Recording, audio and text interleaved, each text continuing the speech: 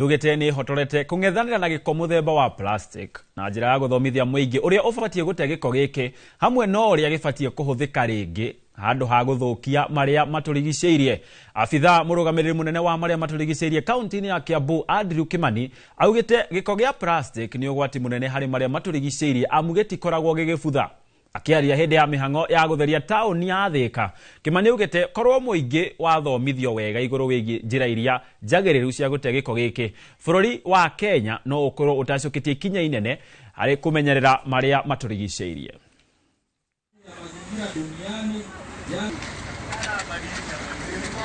Pollution has become a menace. It's a disaster that needs to be addressed. The world has been producing a lot of plastics, and there hasn't been a lot of efforts in addressing the same. And now the dangers of plastic pollution in our environment, the food chain, and in other areas that we least expected, even in water bodies, in the oceans. And this in particular to the microplastics that are now in the food chains, posing huge threats both to human life, human health, and also to aquatic lives.